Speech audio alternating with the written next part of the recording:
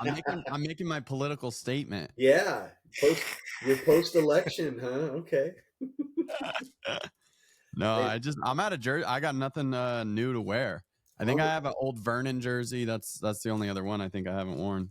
I've only got one left, but I still haven't repeated. But I've got one left, and then I'm gonna have to repeat. What are you wearing right now? Patrick Willis. Nice, nice, nice. Wish he was still a Niner playing alongside Fred. I realized going through my jerseys that I have a good collection of Niner jerseys, but the position that I have more of than any other is defensive tackles, which you would not think of getting Really? jerseys. Yeah, I have three defensive tackle jerseys, That's funny. I and thought you were going to Guessing, say middle linebacker. I'm guessing Bryant Young, Justin Smith, and Buckner. yep, Default. yep, those are the three. Very good guess. And then behind that, my next one is tight ends. I have both Kittle and Vernon, so it's like I'm not getting the wide receiver quarterback jerseys like most people. Yeah. What quarter? Do you have any Niner quarterback jerseys? Yeah, that'll be the last one that I wear. It's a throwback Steve Young. That's pretty awesome. Actually, I also have a Steve Young jersey. I forgot about that one. I could also pull that one out. Yeah, that's the only one. I don't have any quarterbacks. They haven't had a quarterback really in my lifetime worth buying. Yeah. I have two Kaepernick jerseys. I don't remember why. Shade? One of them's autographed. The red one is autographed, so I don't really wear it anymore. Oh, that's I do awesome. like that black one. In Seattle. Huh? I like the black one. The black with the red number 7, I think, looks really cool. It does look Yeah. good. I didn't realize you got his I like autograph. That's cool. And then, so should we start this recording talking about Ryan throwing shade at Purdy right off the bat? No quarterback. Did he? That's what he just said. That's what I heard. Well, I mean, if I was going to get a quarterback jersey, it would be Purdy. But like Alex Smith and Colin Kaepernick, Jimmy G. Nope. I wanted the Trey Lance jersey so bad. I would have been so hyped to rep a number 5, but obviously that just didn't work out. And then prior to Alex Smith, it's like, am I going to get a Tim Rattay jersey or something? Yeah. Nobody's been around long enough. That's the hard thing. I know, that's the problem. That's what I'm saying. Like, in my lifetime, really, my earliest memories as a Niner fan is Steve Young basically getting KO'd and his career ending. Oh, man. So I didn't even really get to see Steve Young. That would be an interesting conversation sometime. Some of our earliest Niner memories of when you were like, "Oh, I'm into this team and I'm into this sport." Because Jim Harbaugh got me good. into the Niners. That era is when I got really into the Niners. Yeah, I think that's the case for a lot of people, especially probably people your age. That was kind of the coming of age team. Mine was the shit Niners. 2000 to like 2008, like that was my youth, and it was just, are we going to draft 1 overall or 5 overall? Was that who was the quarterback? Was that still quarterbacks? Oh, when did we draft Alex Smith? 05. 2005. Okay. So that I had Jeff Garcia. There were some fun Jeff Garcia games. I remember the playoff game against the Giants, the big comeback. That was fun. Jeff Garcia and T.O. But then after that, it was like, I don't know the order. Like Ken Dorsey, Tim Rattay, J.T. O'Sullivan. Steven, you probably have to remind me of some of the names back then. I mean, you're doing pretty good of the guys from between Garcia and Smith. Who was the long time? There was like a Lions quarterback who was a backup. Sean Hill. He came to the Niners. Sean Hill, yeah. Sean Hill would put together 13 play, 10-minute drives and get us a field goal. Yeah. Yeah. Okay, yeah. But Sean Hill was solid, actually. I mean, he just, there was just nothing spectacular about him. But yeah, you did a good job remembering all those guys. Yeah. So those were tough years in my youth. It was kind of like, what is the point of all this? But then once Harbaugh got there and the team just took off, it was like, whoa, this is. I mean, I was already a Niner fan, but that was the first time really in my adulthood, at least, where I was like, wow, this team's really good and we're competing. This is a lot of fun. Well, I'll be happy to talk about earliest Niner memories more in depth later, but to show my age, my first ever Niner game that I went to, Joe Montana started, and I thought he was already a legend. You know, he was already a legend. I think it was in the 1990 season, if I remember correctly. But Wow. yeah, it was pretty cool. Wow. All right, yeah, that's awesome. I would love That to is. dive into all this stuff a little more, but we got a game to preview. Bucks Niners. Before we get into that though, any reaction from the trade deadline? What the Niners, Khalil Davis, not to be mistaken for Kalia Davis, also a 6th round pick. Um, I don't know, just run stuffer, backup, depth piece. Not a whole lot going on there. Have you guys watched him at all? Have you listened to anyone talk about him? Any scouting reports, anything, or is it just like, we'll see what happens? I've heard a little bit just from people like podcasts and YouTubers and stuff just talk about him. And I know he's athletic. He tested well in the combine. He's bounced around. I forget what league he played in, but the league below the NFL for a couple of years, then bounced up. So, I think he actually played in Europe. oh, did he really? He Wow. played Okay. for like the Birmingham, whatever their team You're right. I mascot remember is, the hearing that. Birmingham something. That's hilarious. So, yeah, nothing that gets me too excited, but we Unless got that's Chris. Birmingham, Alabama. I don't think so. I have no idea. Could be. It's probably the one in England, but yeah, I don't know. I mean, I was obviously underwhelmed. I like some of the sexy moves, especially seeing some of our competition, like the Lions, make a little bit of a sexy move and get Zadarius.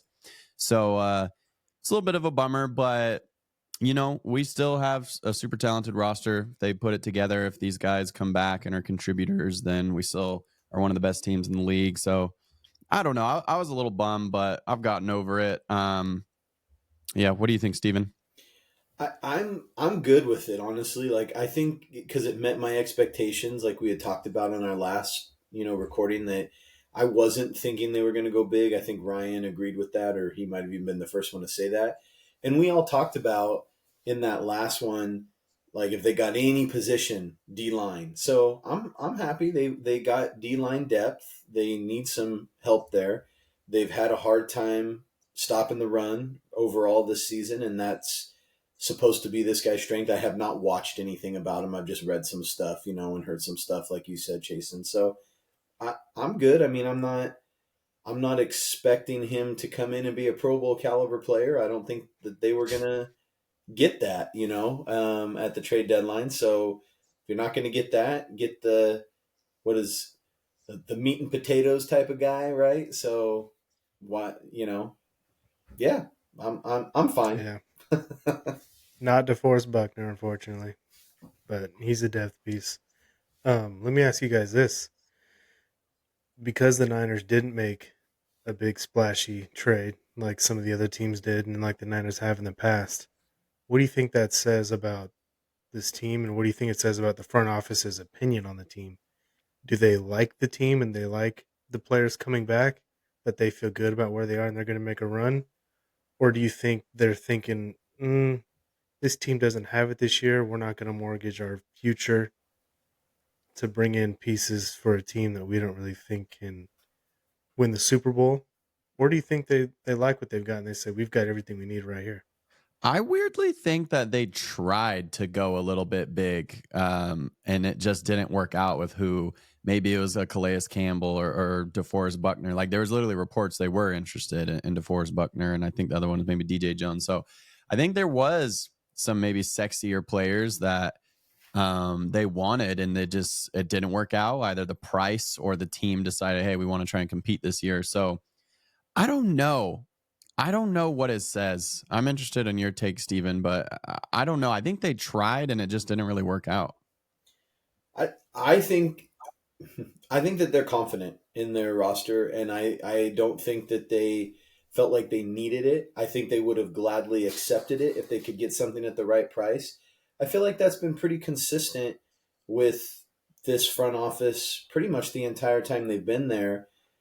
Other than maybe at quarterback, we haven't seen them take, like big swings that might be a little bit dicey or whatever. Like they got McCaffrey for a really good price. If they could have got Buckner or Calais Campbell or whoever else for a really good price, I think they absolutely would have done it. So I don't have a problem with them setting a budget or whatever, saying that this is what we're willing to give up to get a difference maker. And then if we can't do that, we're good with what we've got. I think also it's all about Brock. Like that's what their decision is. They've got all this cap space that they know they're going to need for him, and I think that if I had to guess, they probably feel like we can get where we want to go with this roster this year, but if we don't want to sacrifice for next year because we still think we're going to have a shot at it next year.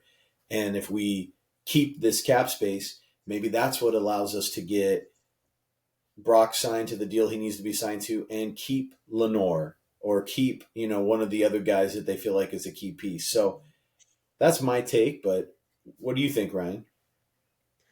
I pretty much agree. I think they're pretty confident with what they have. I think they've got guys coming back from injury like Gross Matos and Greenlaw and McCaffrey this weekend and others.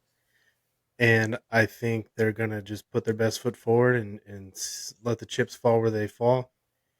And I don't think they're willing to mortgage the future because they know that they need as many draft picks as possible. I think when the offseason rolls around, they're probably going to trade away one or two pieces if they can, like maybe a Debo Samuel, who still has another year on his contract.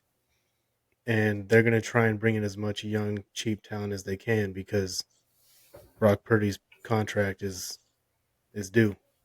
Um, Likely due. They don't actually have to pay him. They could franchise tag him if they wanted to, but I don't know that they're going to go that route. I think they're going to pay him. So I think they need draft picks. They need cheap talent, and I think they're just going to ride it out this year and let the boys go out there and play as hard as they can and see what happens. And if they have to go on the road in the postseason and they can do that, they've done that in the past. Although Shanahan has not made the Super Bowl with the Niners team when they weren't a one seed. Both times they've gone, they were the one seed. Obviously, we know they've gotten to the NFC Championship, winning games on the road, but they haven't made the Super Bowl yet. So the difference, though, I think between those years and this year is Brock. I think Brock's better than Jimmy, obviously, and if Brock can protect the ball, I think they're going to do just fine. I saw a stat that the Niners are 15-0 when Purdy does not turn the ball over at all. Damn. Wow.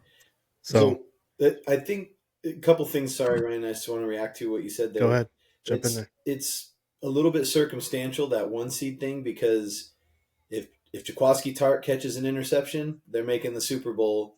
When they're not a one seed. If Brock Purdy doesn't get his elbow crushed, I think they're winning that game too. I know there's a lot of football left to be played, but I'm Yeah, convinced they were the better team. So it's tough to say that. But the other thing you said, you talked about Debo, right, and potentially being traded, and we talked, I don't know, 2-3 episodes ago about Debo and second half expectations and everything.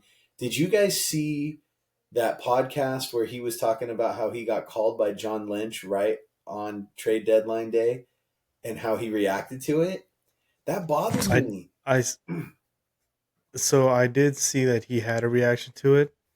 I should have watched it, but I didn't actually see what he said. It wasn't like so much that what he said, nothing inflammatory, nothing controversial, but like I feel like of the three of us when we talked about Debo, I was like the Debo defender, right? I was like he could still do it. I still love Debo, and I do still love Debo, but it was like a total softball question that she said. So when you saw that call coming in from him, you got all nervous. Like, did your heart sink? And he's like, nah, not really. And I'm like, oh, okay, so no big deal. You just don't care, huh? That's kind of how I took it. So I was Mm. like, damn, that sucks. At least make me think that you desperately want to be here, you know? Uh, I He's a veteran. He's aware of the business, and he's probably I I don't think he was expecting to be traded, but there were rumors of him being traded when he was negotiating his contract. There were rumors of him being traded this past offseason when they were trying to sign Ayuk.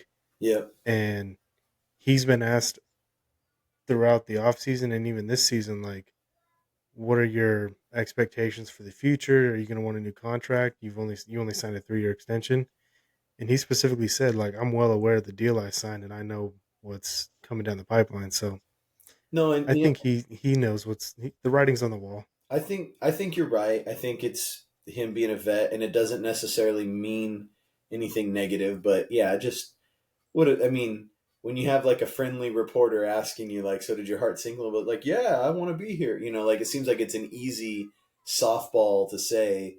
We got He unfinished might even business be here. thinking that, but he doesn't want to express that because he doesn't want to come off like, please keep me, resign me, I'll take a discount. I In his mind, he might want to stay, but outwardly, he could just be like, whatever. I also wonder how much of it is him just wanting to project the tough guy, cool guy image. Of For like, sure. I yeah, think Yeah, that's it.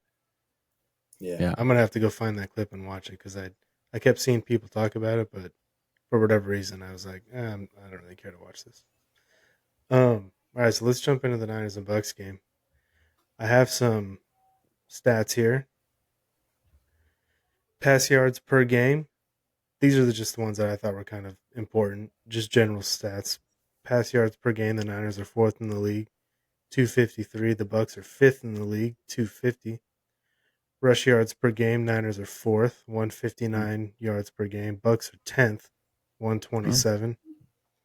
Rush yards defense. Niners are sixth at 105 yards per game, and the Bucks are 19th at whew. 130 yards per game.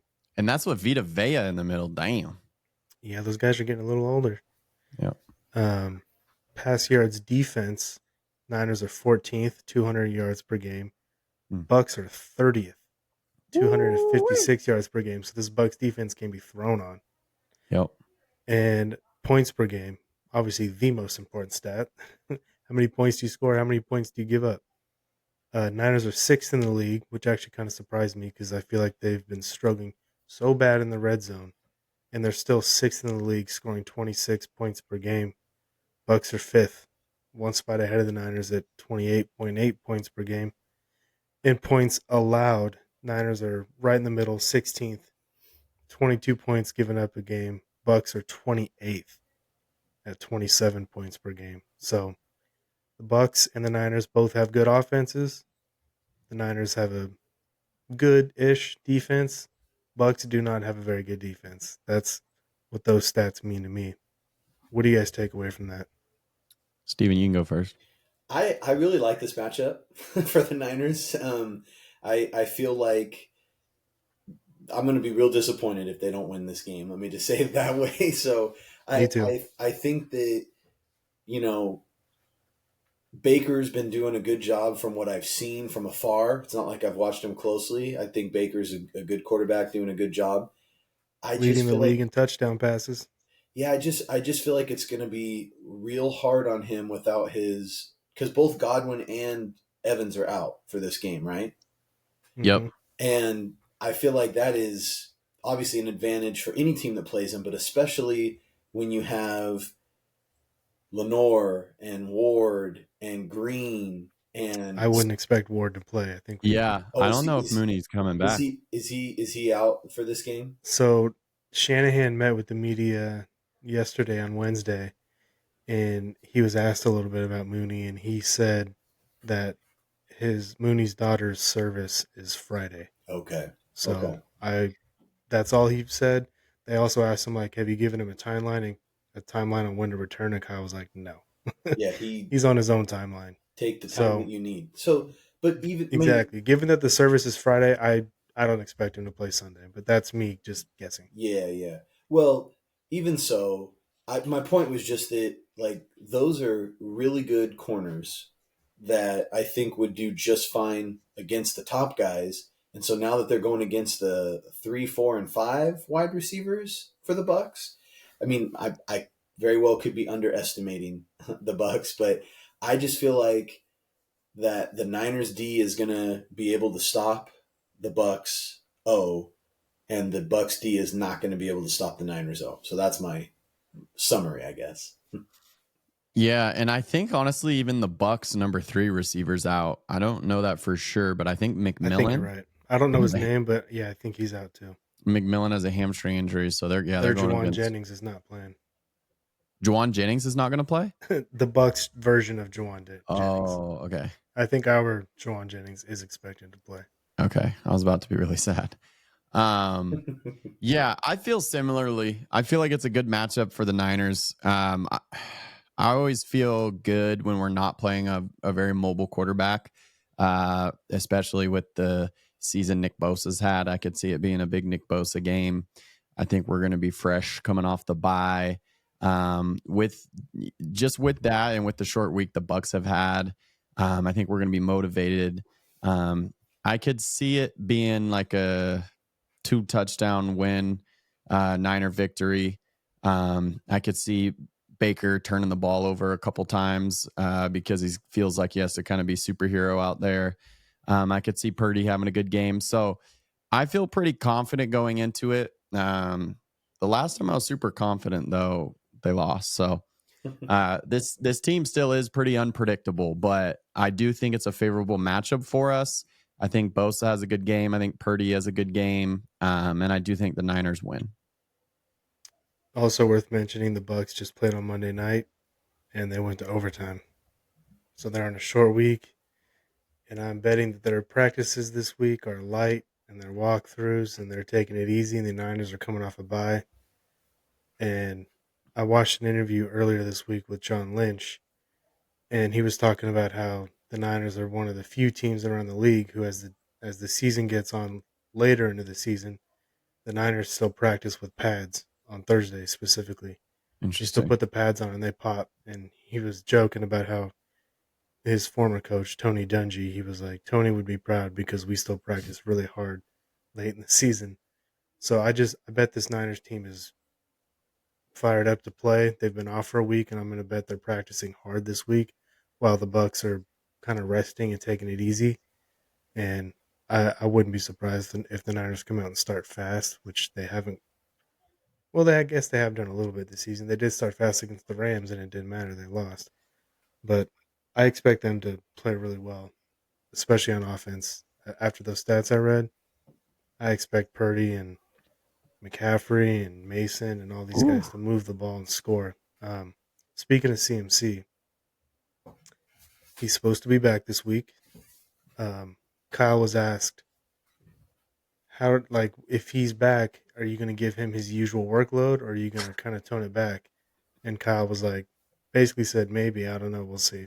It was kind of a funny answer.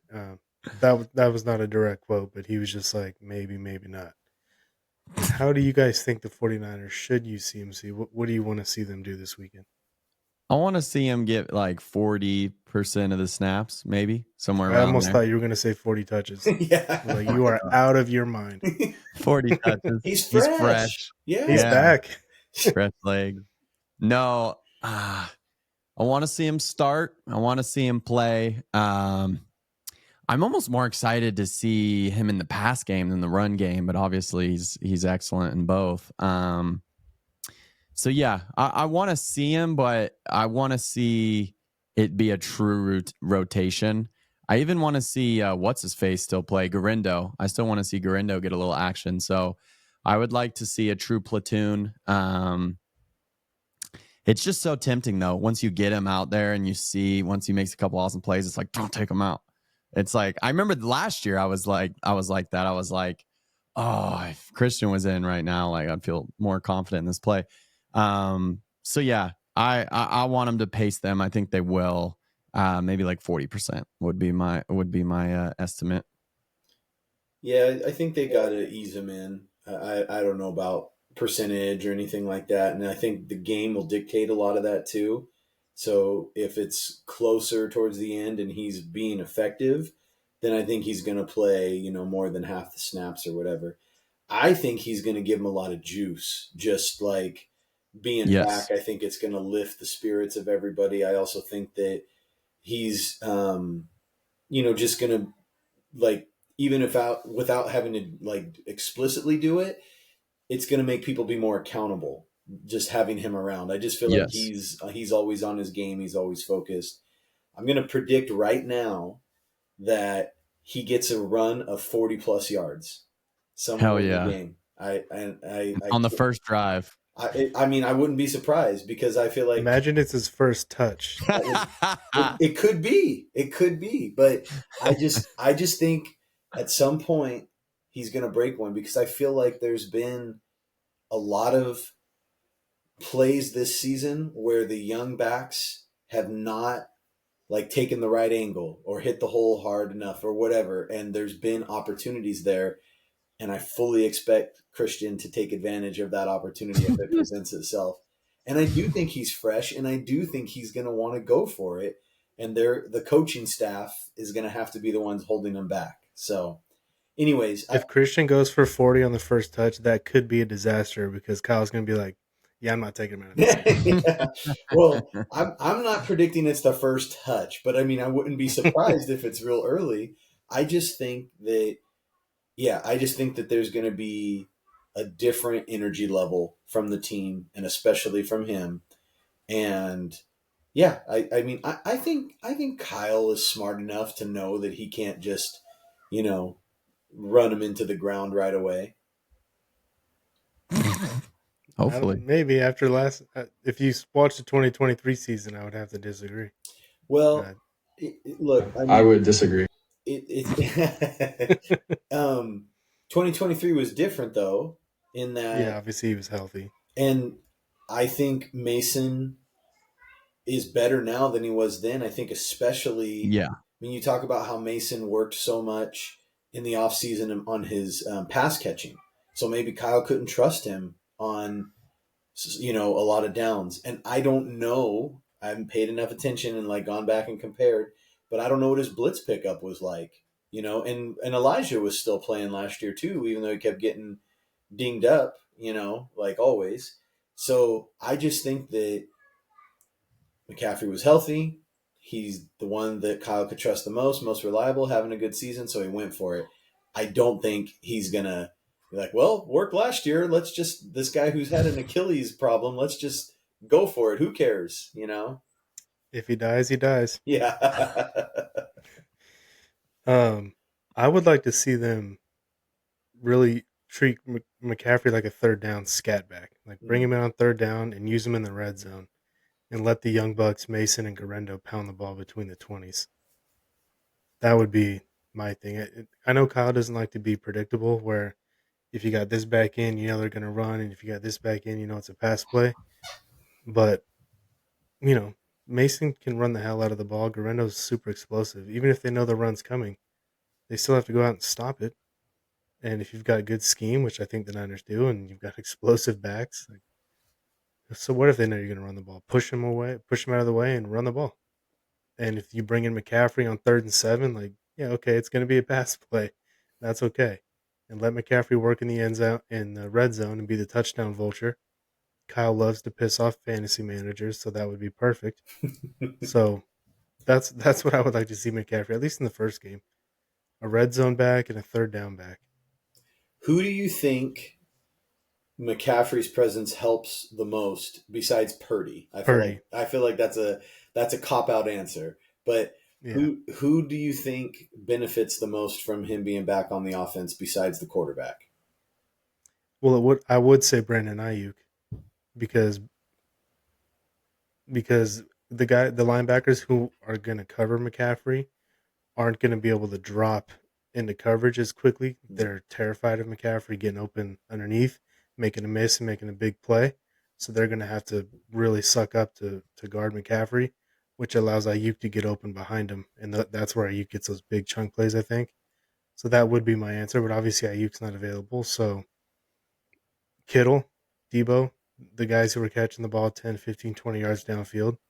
Jawan. Yeah, it's if McCaffrey's making the linebackers play up close because they have to guard him, then whoever's running those crossing routes behind those guys, that's who's going to take Well, advantage. And my of course, Brock. my answer would be Debo for exactly what you just said. I feel like having McCaffrey in there just it unlocks a different part of Debo, and maybe that's part of why he hasn't looked the same, the first half of the season. All the other reasons we talked about, he's getting older, he's been dinged up, whatever. But I could see having McCaffrey in on whatever downs he's in on, giving Debo more space to operate. Yeah, I think one of the things the Niners have struggled with offensively is it's kind of become what opposing defenses go to is just to play man coverage. And one of the reasons why defenses are doing it so often is because they don't have to guard McCaffrey anymore, so they can just play man. Well, when he's on the field, now all of a sudden you don't really want to play man because you have no one to man up with him. Mm-hmm. And so now you're forced to play zone. And Purdy eats zone for breakfast. He just destroys it. So that's why I think the answer to your question is Purdy. But if we had to pick non-Purdy, it's whoever Purdy's throwing the ball to.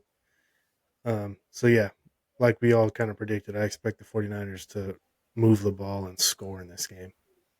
I'm so excited to see Juwan play too. I think he's going to bring a lot of juice and just freaking energy, and he's going to help the run game too because he's going to be freaking pancaking DBs out there. So like, man, the offense should be cooking this weekend. It absolutely should. And I'm also excited to see Pearsall. He's going to have another week of practice, another week of game under his belt. Like, let's keep going, keep getting him snaps, even use him like on those sweep plays. I'd like to see a couple more of those. It doesn't always have to be Debo on the end arounds. I wouldn't mind seeing him. And he went for 39 and is the first one of his career. I know, that was awesome. He read the block so well too. It was like perfectly executed. I think Kittle said that in like his post game or whatever. He like complimented how he like set up the block. So yeah, I'm excited to see Pearsall. I think he's gonna have a sneaky good game. I think Pearsall could just be a sneaky good player. In what quarter will Juwan noticeably frustrate a DB for the Bucs to where they're third quarter? It'll be later, because the score will start getting out of hand. The Niners will start pounding the ball. He'll start shoving guys around, and it'll be like late third quarter. You'll see the flag come out because someone punches Juwan. Somebody punches Juwan, and he falls back and puts his hands up like, what? Yeah. And then he's just laughing and pointing.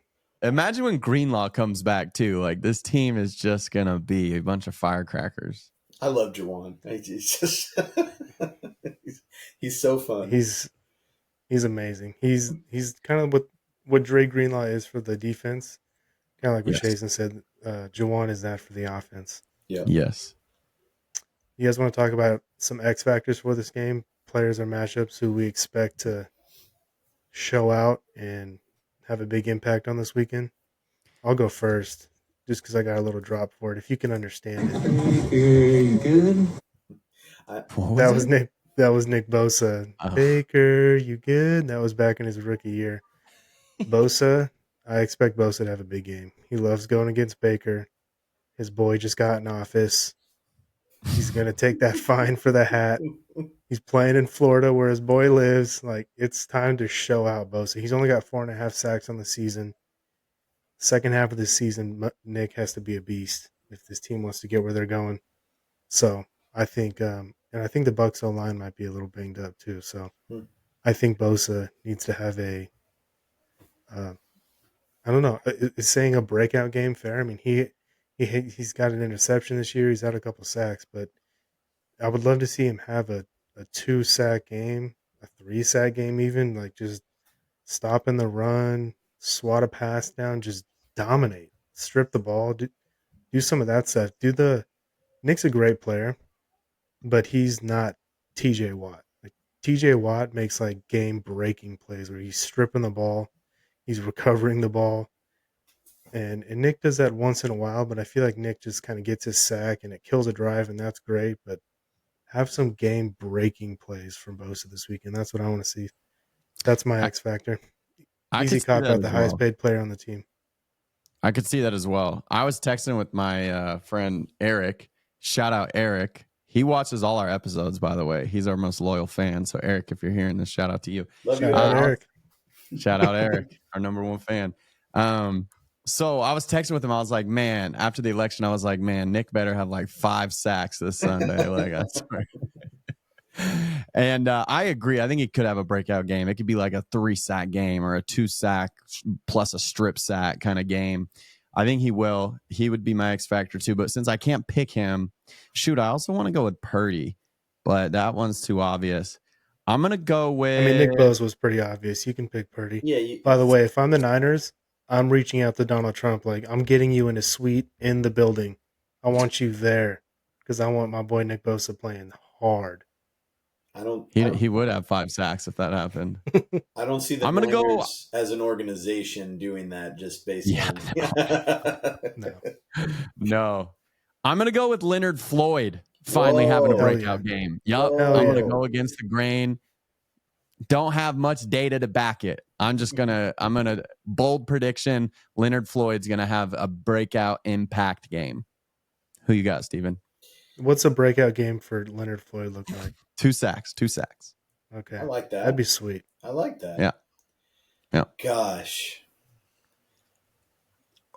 I feel like the run game is going to have a day.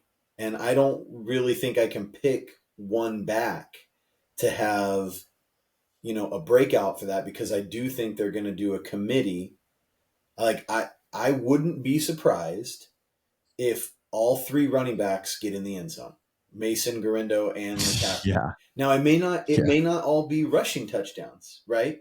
But so what would that be? A breakout for the O line? I don't know, but like I feel like that's going to be the key to victory. But oddly enough, I expect Purdy to have a big game too. I guess I just have high expectations for the Yeah. Niners offense to have a big game. But yeah, to me, I feel like it's going to be, the Niners run game carries the day and leads them to a dominant win. And I mean, like gets a really high yardage total. I don't know if I'm prepared to say like 200 yards, but like I was just going to say 200 team rushing yards. Let's yeah, go. like maybe that.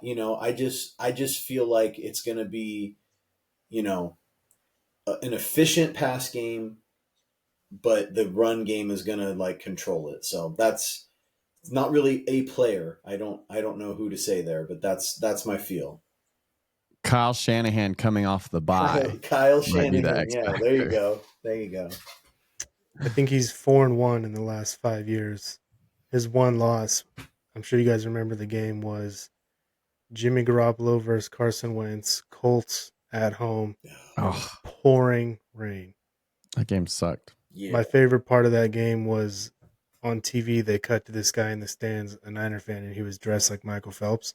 I think the Olympics might have been going on, and he had goggles on, and he was just getting rain poured on him. It was a great look. That Yeah, that was the last time they lost after bye. that was around the time, like that was the season that I truly turned on Jimmy because I was up until that season I was always kind of like he's had an injury, he's had this. Optimistic.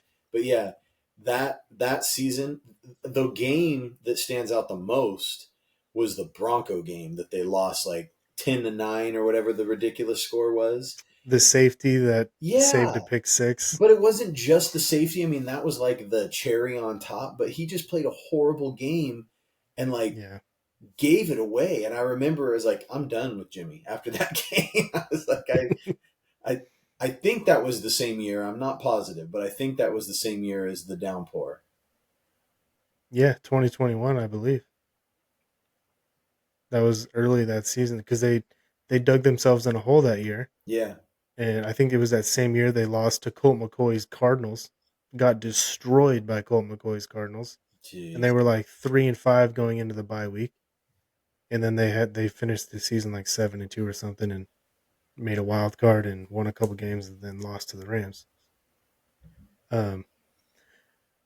Last question before we get to score predictions: if the Niners win on Sunday, which I think we're all expecting, would this be the Niners' best win of the season?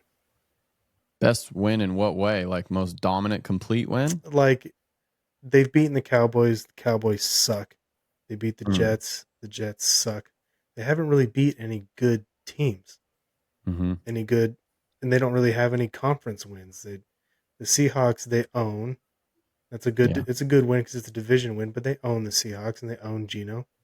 Would this be the best win in the sense that like they beat a real team? They went on the road to do it. It's a conference opponent. Baker's playing well this year. Would this be the most impressive win for this team so far this season? Maybe, but not by much. Just because of all the injuries the Bucks have had, the Yeah. advantage we have in rest. I do feel good going into this game. So, like, yeah, probably better than the other teams that we beat, but I don't think by that much. What do you think, Steven? Well, if you're talking about quality of opponent, I mean, it seems like it just based like looking on paper, but honestly, I don't feel that way. I mean, I think it depends on how the game goes. If they have a completely dominant victory, then I think yes, it's the best win because they put together a complete game finally, and it is a good team, and you factor all that in.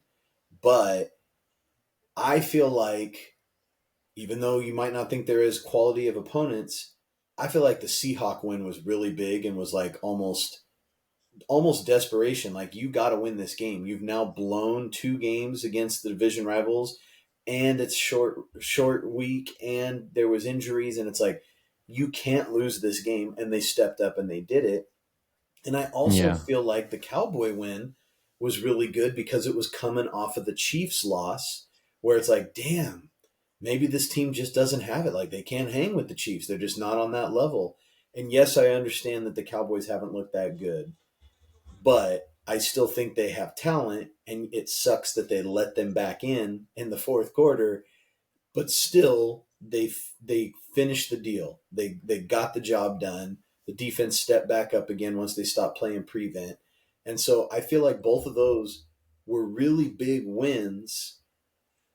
And it's hard for me, without knowing how this game plays out, to say that this one's going to be a bigger win. Yeah, those are all good points.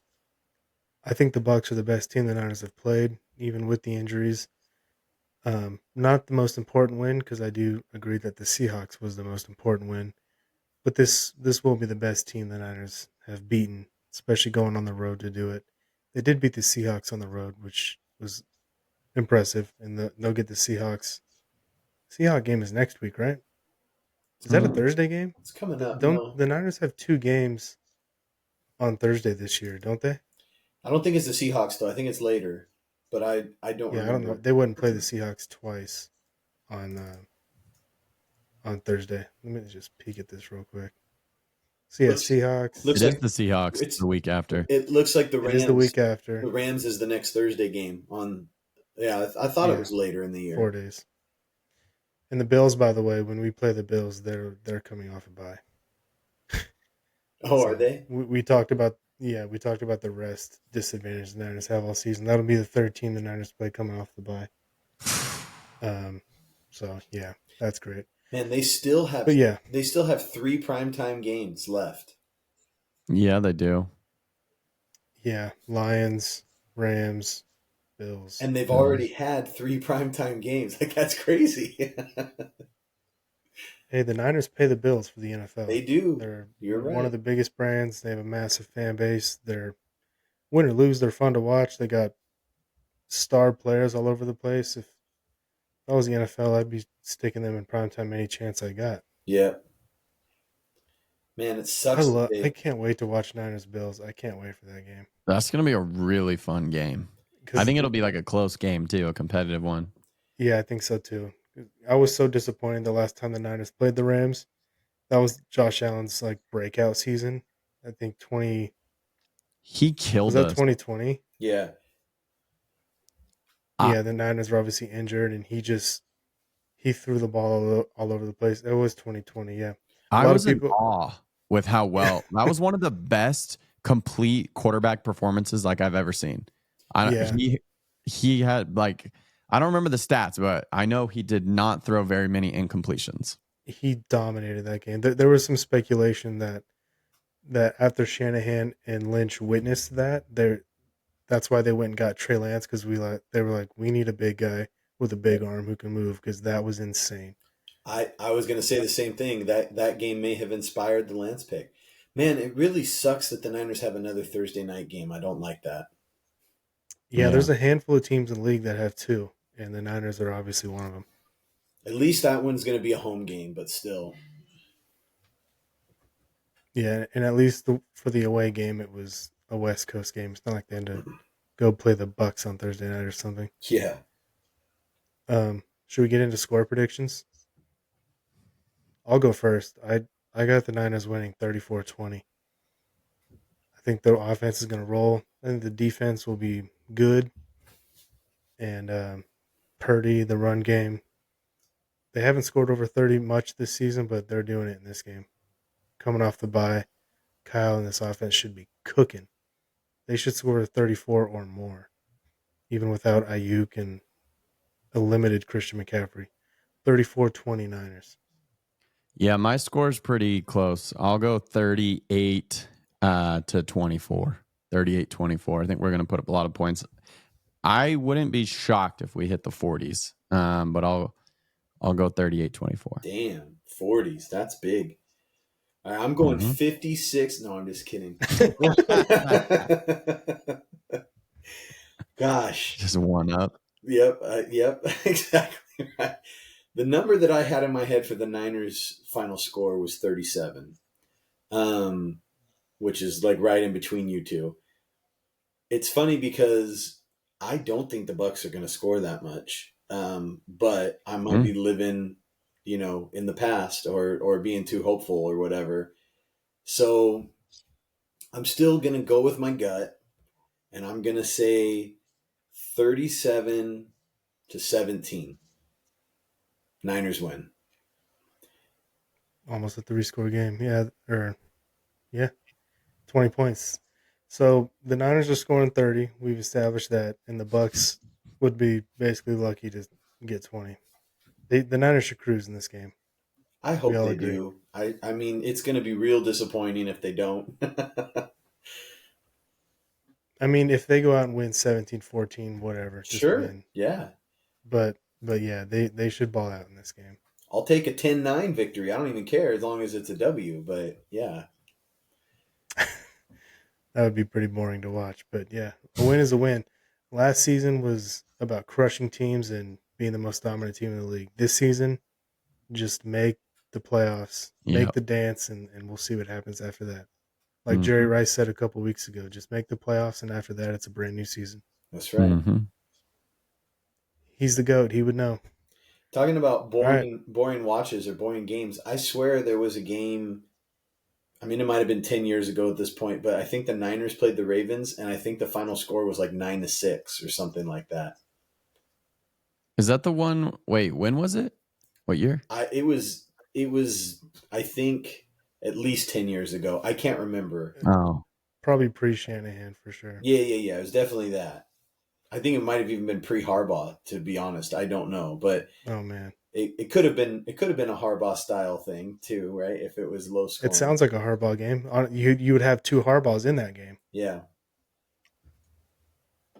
It's obviously not a very memorable game because I have no idea. Yeah. All right, let's call it. Think Go good. Niners. They're going to destroy the Bucs this season, and we'll come back and react to it next week. Go Niners. The Bengals and Ravens are tied 28-28 with 5 minutes left. So go get your TV on. Go put on Prime. I hope Joe Burrow's throwing me touchdowns. Wow. He just threw a touchdown, so now it's Lamar's turn to go win the game. Let's see it. I'm going to go turn that on. Yep. Should be a good one. All right. Peace out, guys. See ya. See ya.